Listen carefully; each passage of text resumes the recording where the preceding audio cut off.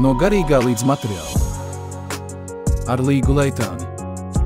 Latvijas Universitātes biznesa, vadības un ekonomikas fakultātes lektore un pētniece, uzņēmēja un finanšu konsultante.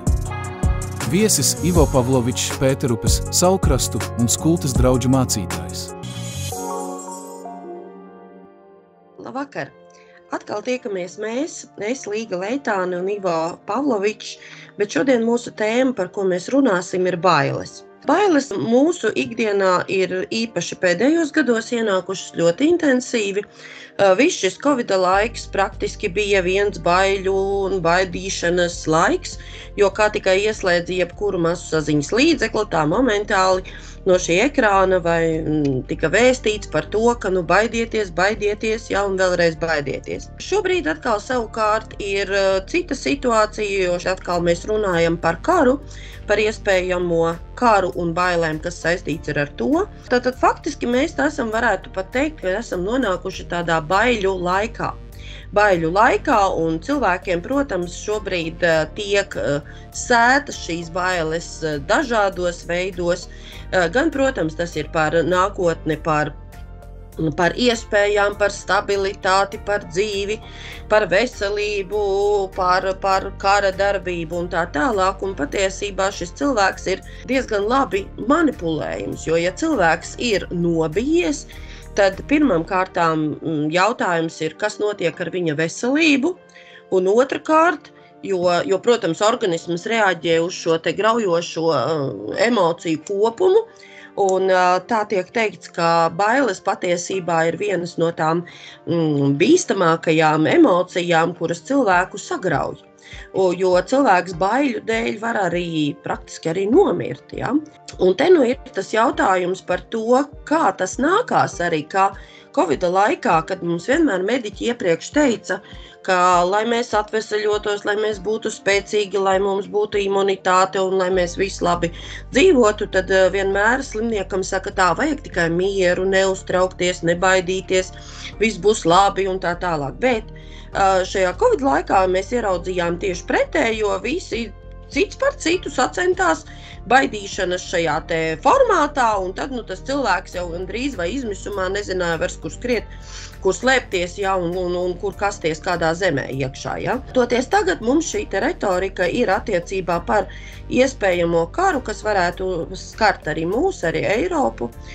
Tiek runāts, protams, arī par trešo pasaules karu, bet viens ir tad, ja mēs racionāli tam visam pieejam, bet otrs ir tanī brīdī, ja mēs vienkārši sabiedrībā bez tāda dziļāka skaidrojuma faktiski nonākam šajā te baiļu jūgā, un tad ar to cilvēku notiek visdažādākās lietas. Un, protams, ka ne tikai tas, ko es minēju par šīm bailēm, bet, kā jau es teicu, šis ir baiļu laiks, kur sētas tiek bailes, un šīm bailēm liekas, ka arī tiek taisīts bizness bieži vien. Un tāpēc es jautāšu jums, kāda ir jūsu pieredze un kāds ir jūsu redzējums attiecībā uz bailēm, un kā tad mums faktiski šajā laikā, kad no katra stūra kāds grib baidīt mūs, jā, arī pietiekami objektīvām lietām, bet kā nepadoties bailēm, bet tieši pretēji kļūt stiprākam šajā laikā, kļūt stiprākam, pārliecinātākam un to visu, kas notiek apkārt, un tās arī runas, un pieņemt tādā saprātīgā formātā. Un kā, protams, uz šīm bailēm skatīties arī no šī garīgā viedokļa. Lūdzu. Sveicināti, priecājos atkal būt ēterā. Jā, bailes. Ar bailēm līdzīgi kā ar sāpēm. No vienas puses mēs varam teikt, bailes ir absolūti normāla, un vēl vairāk, varētu teikt, pat nepieciešama lieta, līdzīgi kā sāpes. Sāpes ir normāls, un sāpes ir absolūti nepieciešams, paskaidrošu. Piemēram, ja mēs domājam par sāpēm, sāpes ir tad, kad viena lieta ir sajūtas, mēs jūtam pieskārienu, mēs jūtam fiziski kādu priekšmetu pieskārienu, bet tad, kad šis pieskāriens jau ir kritisks mūsu veselībai vai dzīvībai vai kādām dzīvības funkcijām, mēs sajūtam sāpes. Piemēram, asa priekšmeta pieskaršanās, tā ir viena lieta. Tad, kad šis asais priekšmets jau traumē un savaino mūsu ķermeni, tas izraisa sāpes.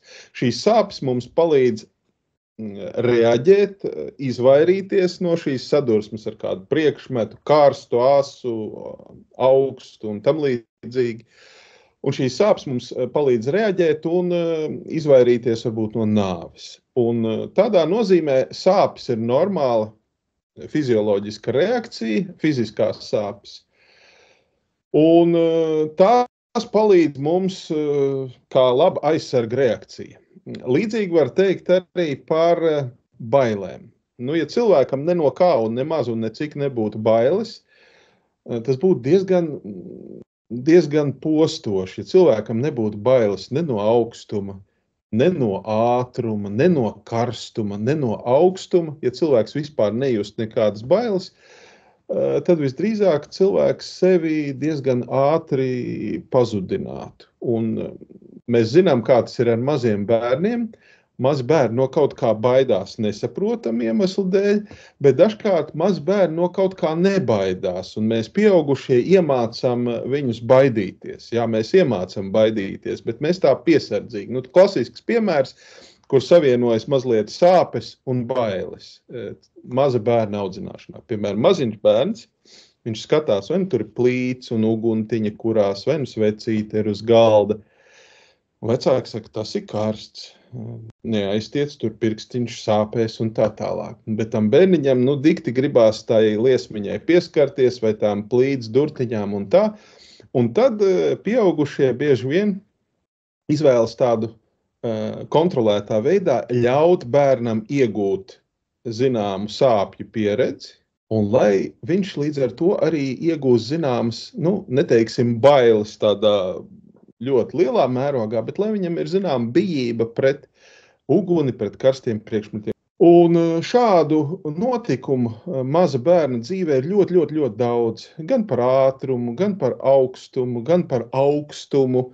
Un bērns mācās iepazīt pasauli un iepazīt arī to, kur vajag būt uzmanīgam un kur vajag no kaut kā baidīties. Viena lieta, no kā mēs iemācam arī bērnu baidīties, drīzāk jāsaka tā, būt piesardzīgam. Teiksim, neēd visu, ko nezinu, neusticies visiem svešiem cilvēkiem, neej visiem līdzi un tam līdzīgi. Un šādā nozīmē bailes arī mums pieaugot ir ļoti normāla lieta. Piemēram, ja es sēžu pie stūres un man nemaz nav bailes mazliet, ka es pātri braukšu vai pa strauju, tad es esmu bīstams.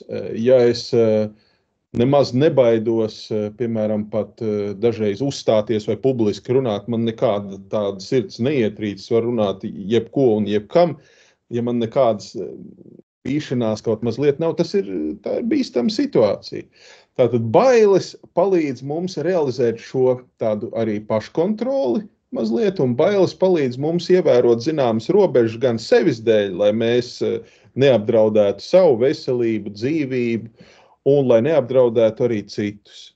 Bet gan ar sāpēm, gan arī ar bailēm cilvēce ir iemācījusies un dažkārt cilvēki iemāca un lieto dažādas bailes un sāpes, lai manipulētu ar cilvēkiem. Un pareizi jūs pieminējāt, ka laika pa laikam mēs varam redzēt un dzirdēt, medijos to mēs saucam par propagandu dažādu veidu, ja kāds lietojot kā argumentu bailes, mēģina mūs uz kaut ko motivēt, uz kaut ko piespiest, kaut ko likt darīt vai kaut ko aizliegt darīt. Ir normāli, ka cilvēkam, piemēram, ir bailes tumšā, nedzidrā ūdenī līst iekšā. Ja? Tas ir normāli. Bet tā ir arī tāda pašsaglabāšanās patiesībā, bet tāda veselīga pašsaglabāšanās. Jā, un veselīga pašsaglabāšanās ir nepieciešama, tādēļ mums nevajadzētu noraidīt bailes principā. Piemēram, bailes no kara. Es teikšu tā, principā, normāli. Es arī negribu karu. Es paskatos, kas notiek Ukrainā, paskatos, kas notiek citviet. kā lido bumbas, kā sprākst lādiņi, kā cilvēki iet bojā. Un es atceros, tad, kad es braucu uz Ukrainu un aizvedu tur tādu palīdzību no saulkrastu uzņēmējiem un saulkrastu iedzīvotājiem, man bija jāpārbrauc pāri Ukrainas robežai tikai dažus 10 kilometru jāatdod tā mašīna, un pēc tam jāatgriežas atpakaļ. Zināmas bailes bija manai sievai, manai mammai, zināmas bailes bija arī man, bet es tā izsvēru racionāli un sapratu, ka tur šīm bailēm ļoti liela pamata nav, un šīs bailes ir pārvaramas.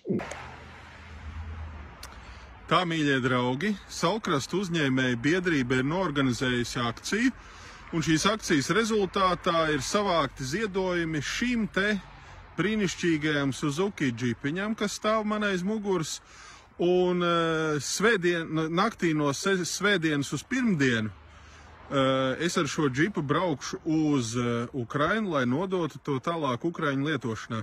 Tur džipā ir piekrāmētas arī mantas, dažādas siltās zeķes, cimdi, apavi, konservi. Esmu Lietuvā, braucu caur Lietuvai, rāda, kā jābrauc vēl kaut kādus 600 kilometrus. Noskaņojums labs, mašīna ripo ļoti labi, un šis mazais Suzuki džipiņš ar lielām platām riepām izrādās, viņš mierīgi pa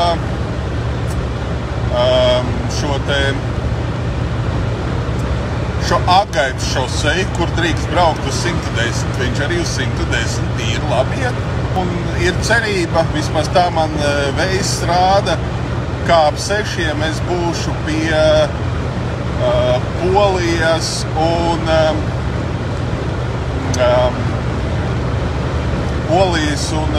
Ukrainas robežas. Nu, lūk tā, un tad atliek pārbraukt pāri robežu, aizdot mašīnu un braukt atpakaļ. Tā, ka rekur mantas ir piekrāmēts pilns. Tā, mīļie draugi, ziedotāji, labdari, tā tad es esmu laimīgi ticis pēc daudz stundu došanās pāri robežai Uzķilugā, un tagad es esmu Volodimirā pilsētā un gaidu, kad atbrauks savākt mašīnu ar visām ziedotajām mantām. Paldies Dievam, esmu dzīvs, vesels un viss ir labi. Un ceru, ka arī tikšu šodien mājās. Jā, mašīna starp citu rekur stāv te vēl. Te patās gaida, kad man un viņu savāks. Es gaidu, kad man kāds dos ziņu. Viss.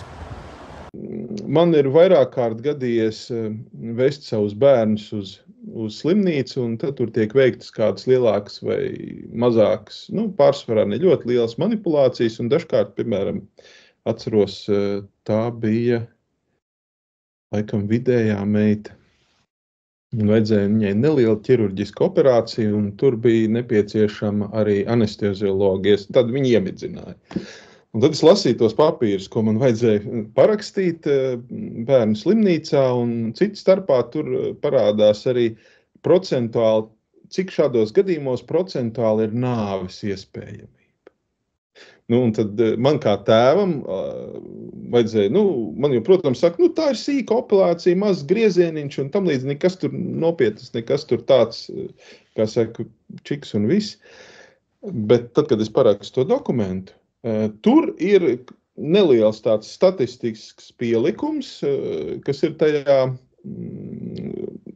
manipulācijas aprakstā, kur mani informē, ka tik un tik procentos gadījumu ir iespējams arī letāls vai kāds cits bīstams un man nepatīkams iznākums šim manam bērnam. Un man ir izvēle, vai es piekrītu šai ķirurģiskajai manipulācijai, apzinoties šos riskus, vai arī saku, nē, tur ir 0, kaut kāds tur procents nāves, es nepiekrītu. Dodiet man 100% garantiju, ka viss būs labi. Ārsts teiks, ziniet, 100% garantiju. Mēs jau neesam Dievs tas kungs, mēs nevaram to dot.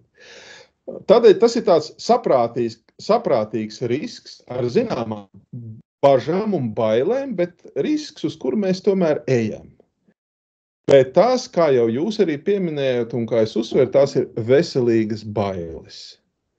Vārds bailes grieķu valodā ir mums diezgan zināms, un dažkārt šis vārds tiek arī nelietīgi lietots. Grieķu valodā vārds bailes ir phobos, jeb mums visiem labi zināmā fobija, kas ir, būtībā uzmācīga baļu sajūta un kaut kādas attiecīgas reakcijas, un mēs zinām, ir dažādas fobijas, piemēram, ir akrofobija, kas ir bailes no augstuma, ir klaustrofobija, bailes no šaurām slēgtām telpām, tad ir niktofobija, bailes no tumsas, tad ir vēl, piemēram, tripanofobija, bailes no injekcijām vai astrofobija, bailes no pērkoņu un zibeņiem. Un, šo fobiju sarakstu varētu turpināt. Tās ir cilvēkiem dažkārt pat iracionāls bailes, kuras ir iespējams iegūtas kaut kādas traumas rezultātā, varbūt kādas negatīvas pieredzes rezultātā. Cilvēki mēdz baidīties, un šīs bailes var būt objektīvas, bailes var būt subjektīvas, bet sliktāk ir tad, ja bailes īpaši masmedijos tiek lietots kā manipulatīvs līdzeklis, bailes kā arguments. Un jūs pieminētajā Covid laikā, diemžēl, tā noskaņa bija tāda, kas veicināja tieši šīs bailes un dažādas baiļu izraisītas reakcijas, kur vienas puses varētu teikt ir piesardzīga, veselīga tāda reakcija uzmanīgs tu esi un piesardzīgs, un no otras puses tu jau sāc zaudēt paškontroli un baidies no visa un visiem. Bet šeit ir arī vēl viens interesants moments par šo te pašsaglabāšanos.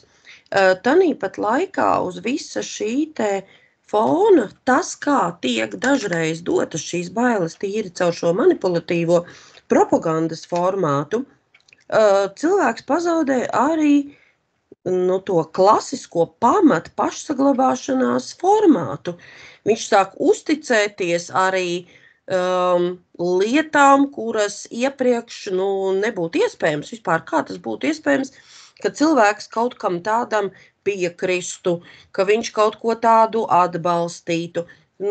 Patiesībā tā ir ārkārtīgi tāda bīstama lieta, kad vispār zināmas varbūt pat lietas, mēs pēkšņi pagriežam viņas tā, ka cilvēkam uz šo baiļu pamat klasiskā piesardzība un pašsaglabāšanās arī pazūd. Bet tanīpat laikā, redziet, ir interesanti. Bailes par to, kas notiks ar mūsu dvēseli. Daudziem viņa ir pazudusi. Un tas tiek teikts, tas ir kaut kas, tā ir mistifikācija, kaut kāda tur dvēseli, tikai viena šī dzīve, un tad ir viss, un vispār par ko tur jābaidās, jo tur vairāk nekas nav. Bet varbūt tieši šīs, varbūt vai bailes, vai kā mēs to varētu teikt, kā tad ir ar to mūsu baiļu sajūtu un mūsu rīcību līdz ar to dzīves laikā, lai tai saulē cilvēks nepiedzīvotu kaut ko briesmīgu, no kā viņam vajadzētu varbūt baidīties. Un kā tad ar šo jautājumu? Jā, vārds bailes pirmo reizi Bībelē ir minēts jau pašā Bībeles vecās derības sākumā, 1. Mūzes grāmatas 3. nodaļā. Un ir interesanti, ka bailes jau parādās pirmo reizi nevis ellē un nevis kaut kur, bet ēdens, jeb, kā mēs mēdzam saukt arī paradīzes dārzā, pirmo reizi parādās vārds bailes. Un tas tā ļoti labi iezīmē to garīgo kontekstu, kurā cilvēkam mēdz būt bailes. Un ziniet, kādas ir vislielākās bailes? Vislielākās bailes ir tad, kad cilvēks slēpjas no Dieva. Viņš bēg un slēpjas no Dieva. Un 1. Mūzes grāmatā 3. nodaļā tur ir aprakstīts tas gadījums, kad Ādams un Ieva baudījuši aizliegto augli, un tad Dievs ar viņiem ir vienā dārzā, vienā vietā, nav tā kā tagad, kad mēs Dievu neredzam. Un Dievs sauc Ādamu un saka, kur tu esi? Un Ādams tur kaut kur aiz krūmiem atbild. Es dzirdēju tavu balsi dārzā un mani pārņēma bailes, jo es esmu kails un es paslēpos. Un tad Dievs Ādamam jautā, kas tev ir teicis, ka tu esi kails, vai tu neesi ēdis no koka, ko es tev aizliedzu ēst? Un tad sāks šīs Ādama un Dieva dialogs, kur faktiski Ādams Dievam pārmet tā sieva, ko tu man devi, lai viņa būtu ar mani, tā man devi no tā koka un es ēdu. Un faktiski Ādams pārmet Dievam, ka viņu nolīdz tādā situācijā un tā. Bet pirmās bailes Ādamam parādās tad, kad viņš dzird Dieva balsi pēc grēkā krišanas. Un tā tas notiek arī ar mums cilvēkiem. Mēs mēdzam baidīties gan no racionālām lietām, gan arī no iracionālām lietām. Un dažkārt par cilvēku, kurš dara kaut kādas pilnīgi ļaunas un sliktas lietas, mēs dažkārt mēdzam jautāt, tu ko bailes esi pilnīgi pazaudējis vai kā? Ar to domājot bailes no Dieva, kurš visas lietas redz un kurš visiem atmaksā. Un tai ziņā arī šīs bailes no Dieva veselīgā veidā ir ļoti sakarīgas un adekvātas. Un man patīk te nodalīt, un iesvētas mācībā parasti es nodalu divas lietas – bailes un bijību. Tad, kad cilvēks ir grēka stāvoklī, tad, kad viņš ir kaut ko savārījis un sadarījis, un tad kaut kādā brīdī lēnām viņam nāk apjēga par to, ka viņš ir ļoti iespējams grēkojis pret Dievu, tad viņam paliek baila. Viņš saprot, ka Dievs visu redz, visu zina, un Dievs varētu viņu sodīt. Tās ir bailes. Un dažkārt šīs bailes ir pamudinājušas cilvēku nožēlot viņa grēku, lūgt piedošanu tiem, pret kuriem ir grēkojis, meklēt kaut kādu veidu, kā izlīdzināt savu nodarījumu cilvēku un arī Dieva priekšā. Un tai ziņā arī bailes no Dieva soda ir bijušas ļoti veselīgas. Cilvēks ir apjēdzis, ka viņš ir kaut ko sadarījis, kaut ko sagrēkojis, kaut ko savārījis pamatīgi, un šis cilvēks, baiļu mudināts sākotnēji, sāk iet pretējā virzienā un sāk labot savus ļaunos darbus. Bet bailes nekad nebūs tas virzītājs spēks, un nebūs nekad tas cements vai tā saistviela, kas uzturēs cilvēku ar Dievu ciešās attiecībās. Jo Ādams no Dieva bēga pēc grēka, un viņam bija bailes. Un tikai lēnām viņš gāja atpakaļ. Un savukārt jaunajā derībā Jēzus mīļais māceklis, evaņģēlists un apustulis Jānis, vienīgais no 12, kurš nodzīvoja līdz sirmam vecumam, tas vienīgais, kurš bija pie Jēzus krusta tad, kad Jēzus mira kopā ar Jēzus māti. Viņš vēstulē, 1. Jāņa vēstulē, 4. nodaļā, viņš par mīlestību un bailēm, viņš raksta tādas ļoti interesantas lietas. Viņš saka tā, baiļu nav mīlestībā, bet pilnīgā mīlestība aizdzen bailes, jo bailēm ir mokas, kas baiļojas nav sasniedzis pilnību mīlestībā. Un šeit ir runa par attiecībām ar Dievu. Jā, varbūt kādu cilvēku uz pareizā un tādā baušļu un rīcības nozīmē ceļa palīdz nostāties bailes, bet bailes pēc tam nebūs tas, kas vadīs cilvēku. Pēc tam tu redzi to, ka neskatoties tavām bailēm, Dievs grib un var, ja tu atzīsti savus grēkus, ja tu atzīsti savus vainas, tev nav jāturpina dzīvot bailēs, tu vari nožēlot, saņemt piedošanu no Dieva un no cilvēkiem, un tu turpmāk vari savas attiecības jau veidot nevis uz baiļu, bet uz mīlestības pamata. Un mīlestībā tur arī ir kaut kas kā man dažreiz cilvēki saka, tas ir līdzīgi, tas tāpat kā bailes. Es saku, nē, tās nav bailes. Un tas vārds ir, kas raksturo šīs attiecības, ir bijība.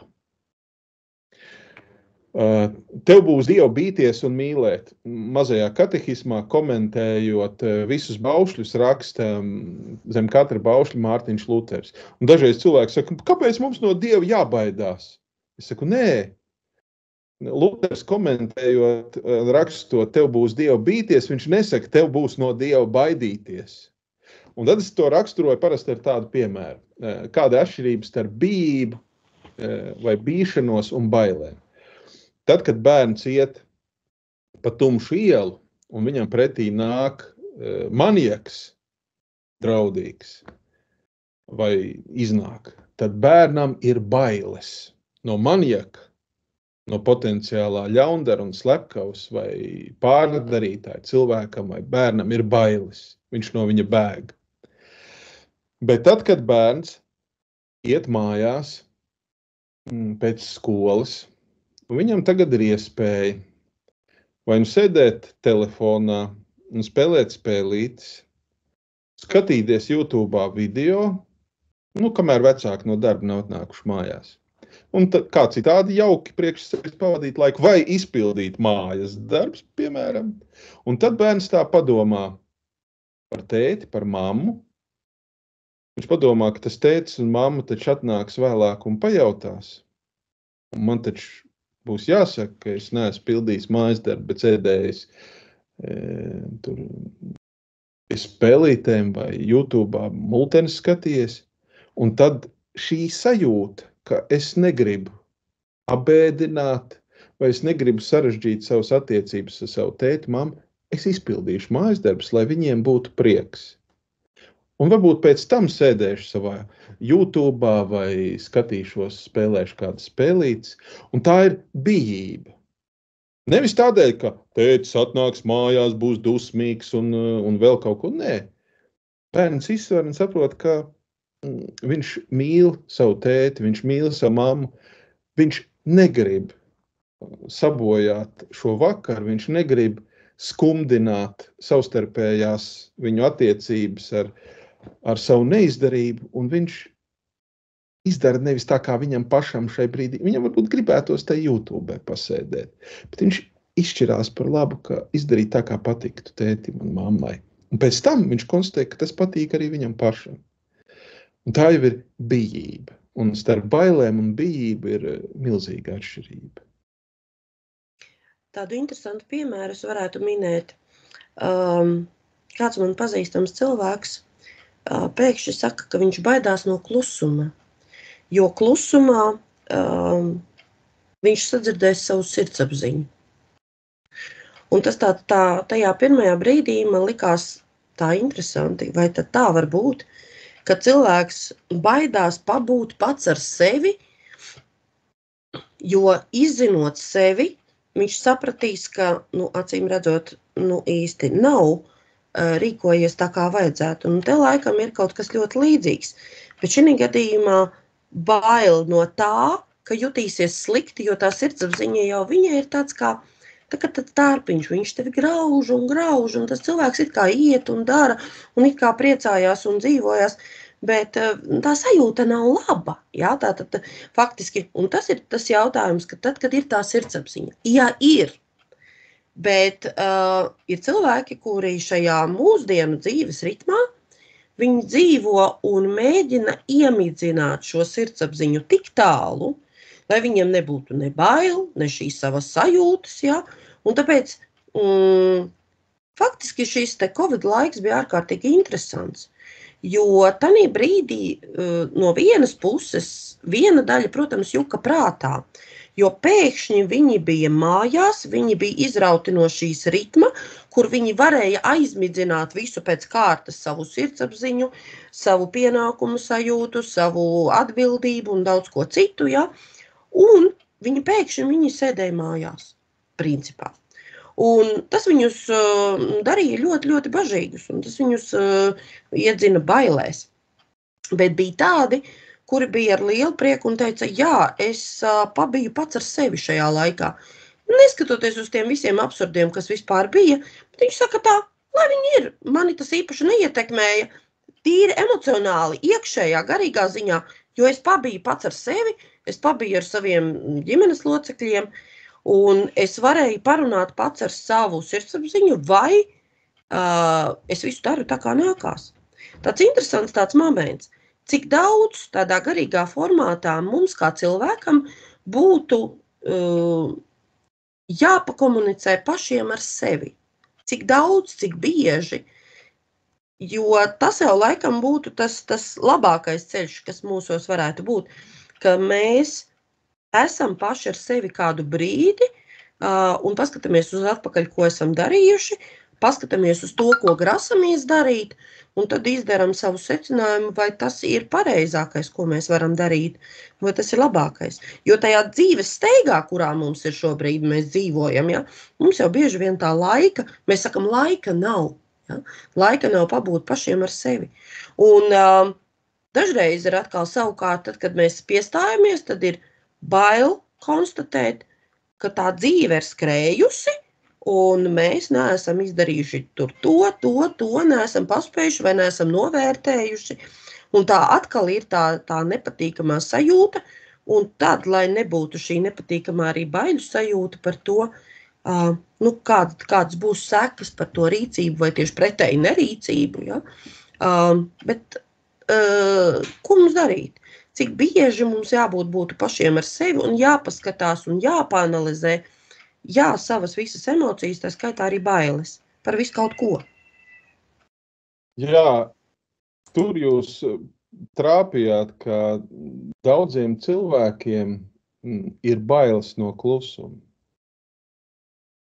Un tās bailes no klusuma, viņas ir nodefinētas tādā ziņā, kā jūs pieminējāt, ka ir kāds, kurš tiešām pasaka, ka viņam ir bail no klusuma. Bet es esmu pārliecināts, ka liela daļa cilvēku priekš sevis to nenodefinē kā bailes no klusuma, bet saka, man ir garlaicīgi, man nepatīk klusums, es gribu kaut ko. Un tad cilvēki atnāk mājās, ieslēdz radio vai ieslēdz televizoru. Tad, kad viņi brauc automašīnā, skan mūzika. Jaunieši, absolūti lielākā daļa pat pildot mājas darbus, klausās uz austiņās mūziku. Un es dažkārt arī saviem bērniem aizrādu un saku, bet labi, darīt kaut kādu mehānisku darbu, kur tev prāts nav jāpiepūl un klausīties mūziku, saprotu. Bet ja tev ir jārisina uzdevums, ja tev ir jādomā, piemēram, vai tas ir matemātika vai tā ir valoda, literatūra, tev kaut kas jāraksta. Kā tu vari apvienot mūzikas klausīšanos ar radošu darbu? Tu taču nedzirdi, kas tevī un tavā prātā un tavā galvā notiek. Tas aizņem tev kaut kādu apziņas daļu. Lielbritānijā, ja nemaldos, ir viena vieta, kur ir pasaulē klusākā vieta, tāda telpa, kur mēra dažādām ierīcēm to skaļumu, un visklusākā telpa pasaulē, un skatījos kādu video, kur dažādi cilvēki šajā telpā mēģina uzturēties kādu laiku absolūtā, pilnīgā klusumā. Liela daļa no viņiem nespēja izturēt vairākas minūtes.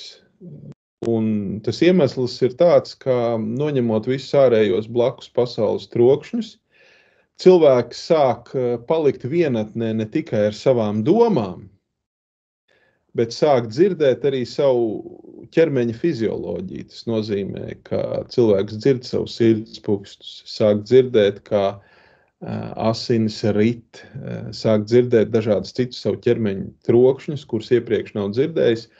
Un tā ir pilnīgi savādāka pasaule, kurā cilvēks neatrod sev vietu.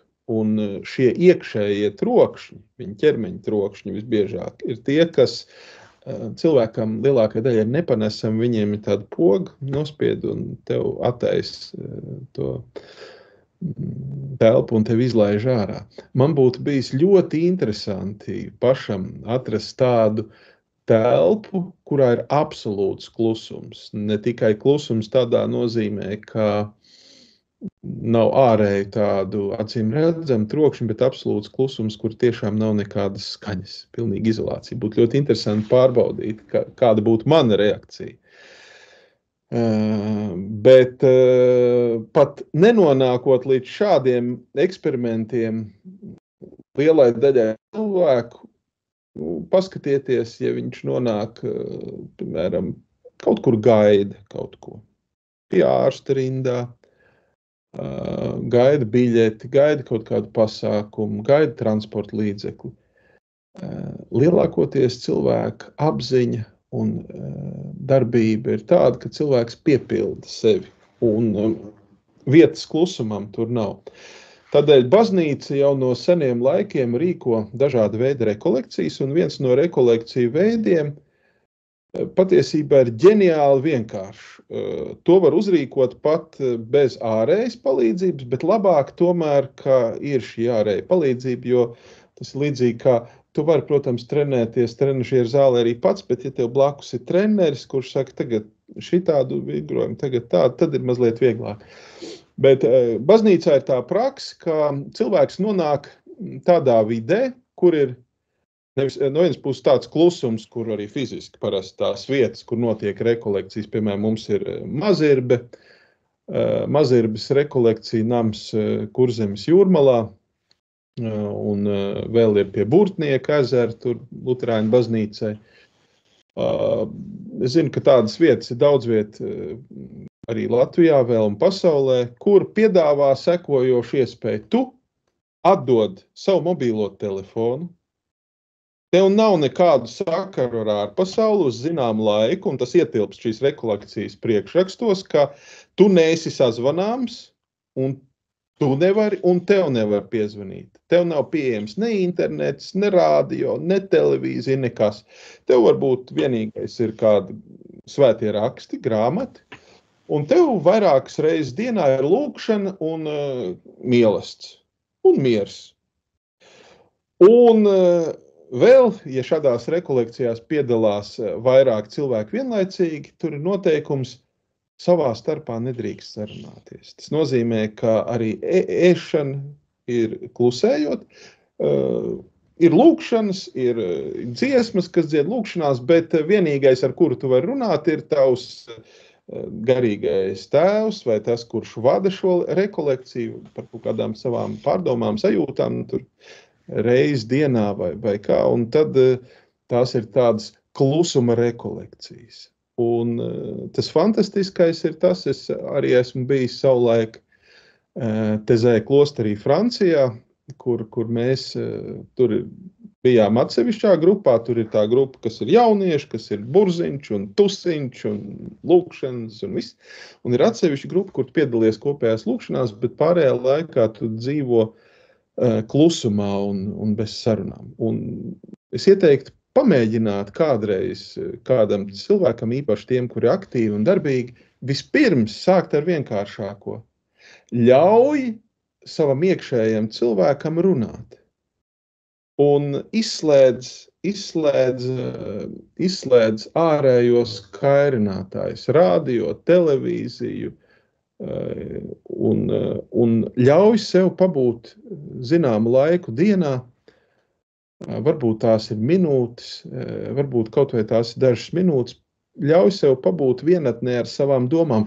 Nenobīsties no tā klusuma un nenobīsties no tā, ko tu šajā klusumā ieraudzīsi vai sadzirdēsi. Un nedari tā kā Ādams, kurš Ēdenes dārzā nobijās no Dieva un slēpās krūmos. Un tā ir zinām veida slēpšanās no Dieva, no sirdsapziņas, aiz darba rituma, aiz izklaidēm, aiz dažāda satura patērēšanas aktīvas. Tās var būt nodefinētas un nenodefinētas bailes palikt klusumā ar sevi, bet es ieteiktu pamēģiniet palikt klusumā ar sevi un pārdomās. Pamēģiniet, un jūs ieraudzīsiet un sadzirdēsiet Jā, dažkārt sākumā tā sirdsapziņas balss var būt satraucoša un varbūt tāda nemierīga un gribās kaut ko, nezinu, ko darīt, bet tur un tajā klusumā un nebaidoties no šī klusuma var sadzirdēt gan savas sirds, gan sirdsapziņas, gan arī Dieva balsi. Saka, ka cilvēks visvairāk melo pats sev.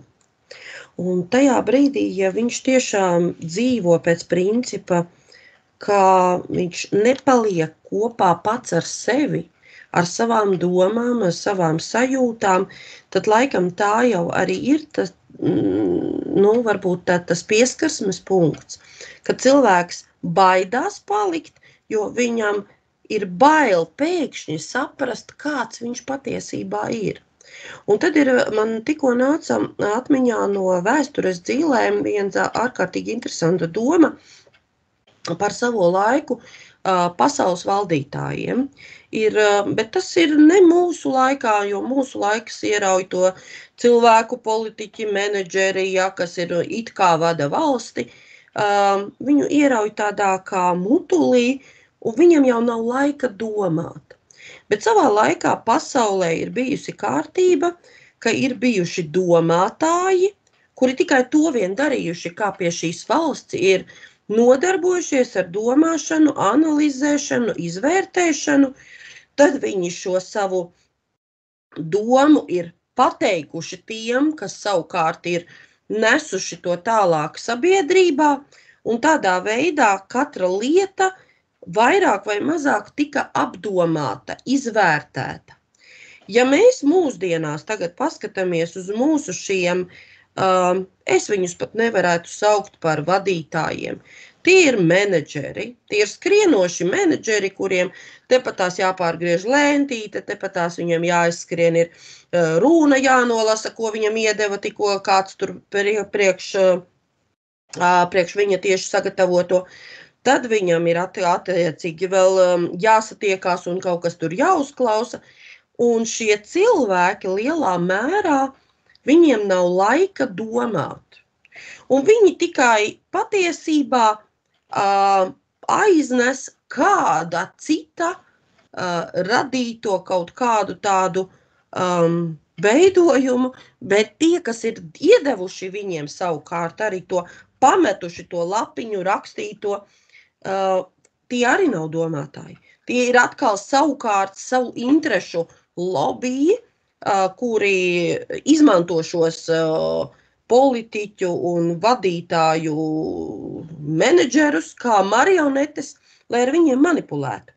Un rezultātā mēs brīnamies, ka mums ir ļoti, ļoti sarežģīta situācija izveidojusies, ka tauta bieži vien saka, un tādi prātīgi cilvēki, šeit nav runa ne par diplomiem, ne par tituliem, bet viņi saka, kā var tik elementāras lietas neredzēt un nesaprast. Un tad mūsu šie menedžeri un politiķi ar lielu gvalti stāsta, kādu tagad vajadzētu dzīvot un kā nu tagad būs. Un te ir tas interesantais, ka tauta redz, strādājot, domājot daudzreiz, viņa ir izsacinājusi, viņa ir izdomājusi, bet šī viņu doma neaiziet līdz šiem cilvēkiem, jo šie cilvēki ir tikai tāds marionetes, kuri skrien bez domāšanas. Man kāds politiķis savā laikā teica, tagad jau sen ir, jau jāsaka taisaulītē, viņš teica tā, man jāiet no politikas prom, pietiek. Jo man mostās sirdsapziņa. Es nevaru tā darīt, un kaut gan viņš bija ārkārtīgi godprātīgs cilvēks, bet viņš teica, man mostās sirdsapziņa, es vairāk nevaru būt politikā. Man ir grūti būt, jo tad, kad mana sirdsapziņa ar mani runā, tad es saprotu, ka ir lietas, kuras es pieņemu, kuras nav tādas, kādām viņām būtu jābūt. Un te laikam jau tas viens no tiem pamatjautājumiem būtu, ka mums vajadzētu būt cilvēkiem, kuri domā, analizē, izvērtē, un tad ir tikai tie, kas tālāk jau varbūt tad nes to, tad varbūt tās muļķības, kuras mēs ikdienā šobrīd piedzīvojam, visdažādākās. tad varbūt, ka tās mums tad ietu mazumā. Tikko lasīju par Limbažu novadu, kurā grasās slēgt bibliotēku, kura darbojās 75 gadus, kur apmeklētāju skaits ir lielāks nekā tajā apkaimē esošo pat cilvēku skaits. Tas nozīmē, ka viņa ir ārkārtīgi iecienīta šī bibliotēka. Un mēs tagad aiztaisam ciet, naudas dēļ mēs aiztaisam ciet šo bibliotēku, un visticamāk, tagad, kad mums notiek šī saruna, šīs bibliotēkas eksistence norita pēdējās dienas. Un tas ir tāds moments, kas man gribas jautāt. Tie lēmēji, no kā jūs baidaties? Jūs baidaties no tā, ka cilvēki lasīs, domās, analizēs un sapratīs to, ka tie lēmēji patiesībā ir visādos veidos garā vāji, prātā vāji, jo viņi domā tikai par šīs dienas, šī brīža naudas kaut kādu tur ietekmi un rīcību. Kāds jūsu redzējums attiecībā ir uz to, kā lūk šī pabūšana ar sevīm, kāda jūsuprāt izskatās politiķiem, šiem menedžeriem, šiem valsts vadītājiem, tā saucamajiem, jā? Principā ne jau viņi domā, ne viņi ir tikai tādas kā dažreiz politiķi, teiksim, Saeimas deputāti, viņi ir kā balsošanas mašīnas.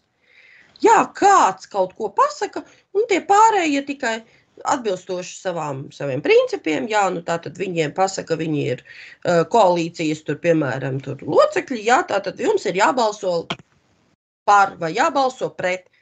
Viņi bieži vien pat nav iedziļinājušies nevienā no šiem jautājumiem.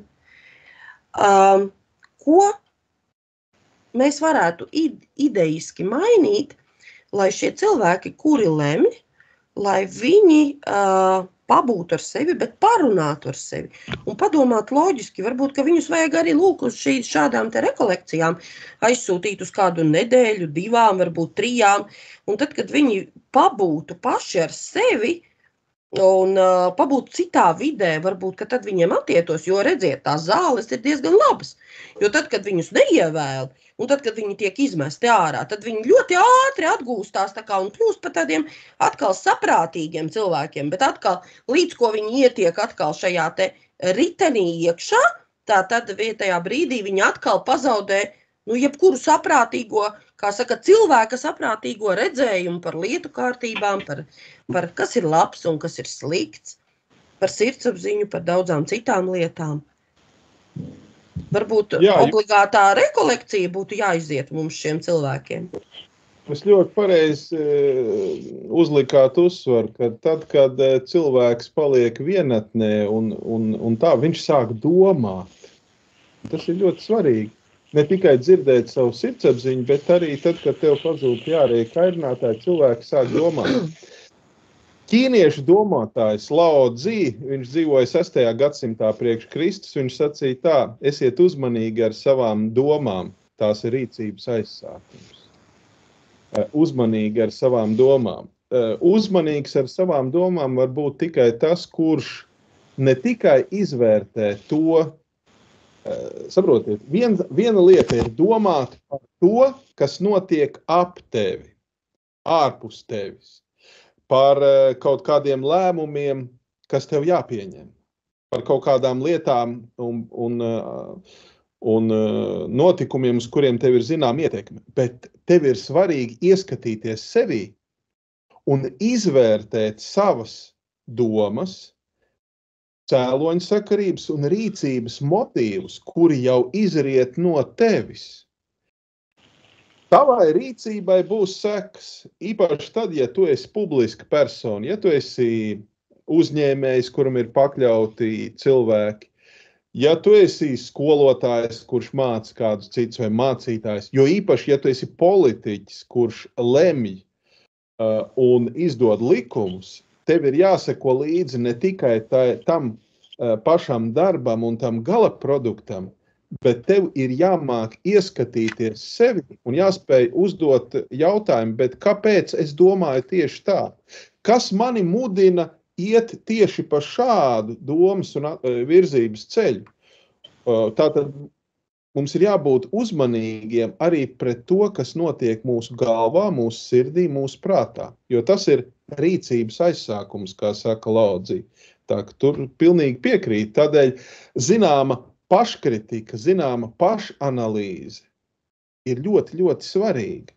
Un es teikšu tā, ka cilvēks, kurš, sāksim ar to, ja cilvēks atzīst, ka virs viņa un pār viņu ir Dievs kā kāds augstāks un varenāks spēks, kura priekšā viņam būs par savām, mēs sakam, ka mēs Dievam atskaitīsimies ne tikai par savu rīcību, bet arī par saviem vārdiem. Ne tikai par saviem vārdiem, bet arī par savām domām, par saviem nodomiem. Ja? Un tas nozīmē, ka man ir jāspēj izvērtēt visu to, ko es daru, ko es saku, ko es domāju un kas man liek šādā konkrētā veidā arī domāt. Tā ir tāda zināma spēja analizēt savu sirdsapziņu. Un es teikšu tā, bez Dieva un bez Dieva likumiem, bez tāda nopietna atskaites punkta, to ir ļoti grūti izdarīt. Bet tur noteikti, ja cilvēki vienkārši atļautos Dievam runāt, un atkal atsaukšos uz Ādamu. Ādams no Dieva slēpās. Viņš no viņa nobijās. Un tas trakums jau ir tas, ka mums dažkārt negribās varbūt dzirdēt Dieva balsi. Īpaši tad, ja mēs varbūt kaut kur intuitīvi apzināmies, ka ne viss ar manu rīcību un attieksmi kārtībā, man negribās, lai vēl Dieva balss pasaka, ka viss vai daļēji ir salaists kaut kas aplami. Tas ir nepatīkami, bet tas ir labākais veids, kā atgriezties uz patiesības ceļu. Atvērt savas acis, ausis un savu sirdi un ļauties, lai Dievs uz tevi runā. Bez klusuma un bez tādas apzinātas ļaušanās to būs grūti izdarīt. Es laikam to sauktu par apzinātību, dzīvi apzinātībā. Jā, varam saukt to arī par apzinātību tādā nozīmē, jā. Cēlu un sakarību apzināšanās, jā. Jā, paldies. Šodien mūsu saruna bija par bailēm un cerībā, ka ar šīm bailēm mēs no bailēm mācīsimies, ar bailēm sadzīvosim un bailes mūs virzīs apzinātības virzienā, nevis mūs ierauz bezdibenī. Ar to mēs šoreiz atvadīsimies. Varbūt ir kāds vēlējums par bailēm mūsu klausītājiem un skatītājiem. Jā, es gribētu noslēgt ar vārdiem, ko ir sacījis apustulis Jānis. Jāņa vēstulē viņš saka par mīlestību. Baiļu nav mīlestībā, bet pilnīga mīlestība aizdzen bailes, jo bailēm ir moks, kas baiļojas, nav sasniedzis pilnību mīlestībā. Mīlēsim, jo viņš ir mūsu pirmais mīlējs. Es aicinu jūs un mudinu tikt pāri bailēm, dzenoties pēc pilnības mīlestībā, jo tur, kur ir pilnība mīlestībā, gan uz Dievu, gan uz cilvēkiem, tur bailēm vairs nav vietas. Paldies par jūsu vārdiem un novēlu mums visiem baudīt vai nu kādā konkrētā vietā, vai arī paši savā kādā izvēlētā vietā šo mūsu Ivo stāstīto rekolekciju. Pamēģināsim padzīvot bez tā, kas mums ārēji mūs kairina. Un pabūt pašiem ar sevīm, ieskatīties sevī, un tad jau arī iespējams šī apzinātā dzīvošana mums būtu tuvāka, saprotamāka un izbaudāmāka. Ar labvakaru un uz tikšanos nākamā reizē. Visu labu! Visu labu!